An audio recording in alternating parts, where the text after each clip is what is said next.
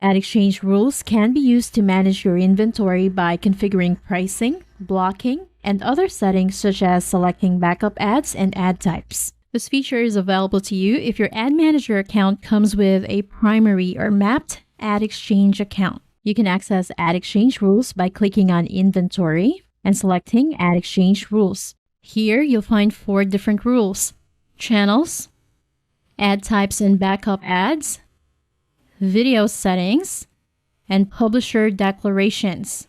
By clicking on each rule, you'd be able to see if the rule applies only to a specific inventory type or if it applies to all inventory types, which are display, mobile app, and in-stream video. Let's go ahead and take a look at each rule. So the first one is channels. This rule allows you to create custom channels for you to see how a particular group of ad units are doing in relation to another. You can create these custom channels and track various ad units with unique channels that will help you quickly isolate if there's a particular ad unit that you need to pay attention to. For instance, you can set up custom channels by grouping your ad units by ad placement, such as grouping ads in your website that are placed above the fold, and then creating a different channel for those that are positioned below the fold. Another example is by ad size and sections of the site, such as ad unit groupings by ads that appear only on the homepage, category, or article pages, whichever applies to your ad setup. To easily distinguish your custom channels from one another, give it a descriptive name that clearly represents what that inventory grouping is for. The next one is ad types and backup ads. Use this rule to select specific ad types and backup ads for your inventory. Under Allowed Ad Types, you can select between allowing both image and text ads or to allow image ads only. This rule applies to first look, open, and private auctions. Backup ads will let you set up a static image or HTML page to show up on the ad space whenever ad requests go unfilled, meaning targeted ads are unable to serve on the site. Otherwise, you can set it up to show a blank space. This applies to open auctions and private auctions. It's recommended that you select showing a blank space if you use Ad Exchange in conjunction with Ad Manager. Ad Manager's logic ensures that if Ad Exchange returns a blank ad to Ad Manager will select another line item to serve. The video settings rule is only available for the mobile app inventory type. Video settings allows you to choose to display skippable and/or standard video for specific mobile app inventory, and to optionally set maximum ad durations. The last one is publisher declarations. Under this rule, you can declare ads as sticky and declare inventory under your network that have been configured to refresh. As always, begin by creating a descriptive name for your publisher declaration rule. As always, begin by providing a descriptive name to your publisher declaration rule.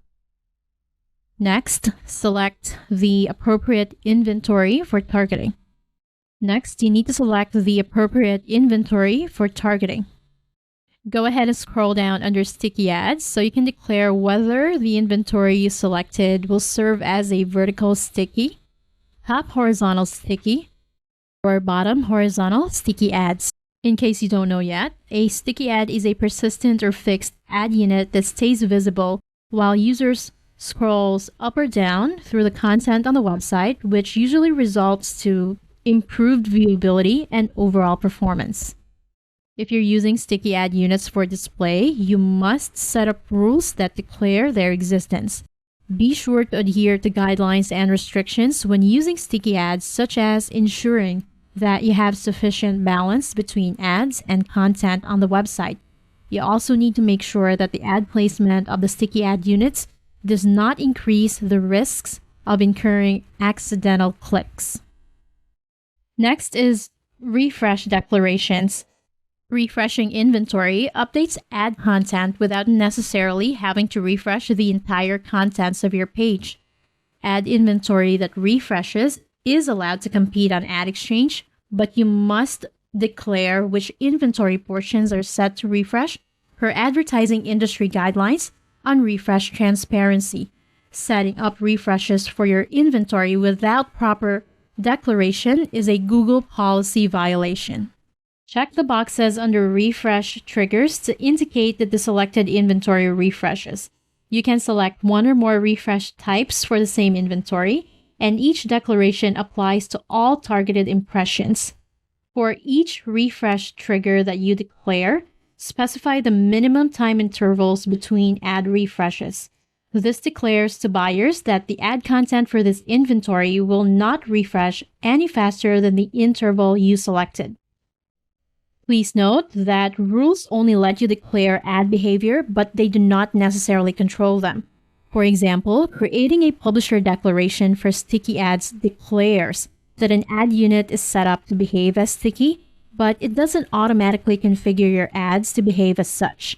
Whether or not you choose to implement refresh or serve ads as sticky, the behavior of ads on your web pages must match what you declare to advertisers and Ad Manager to avoid being flagged for policy violations.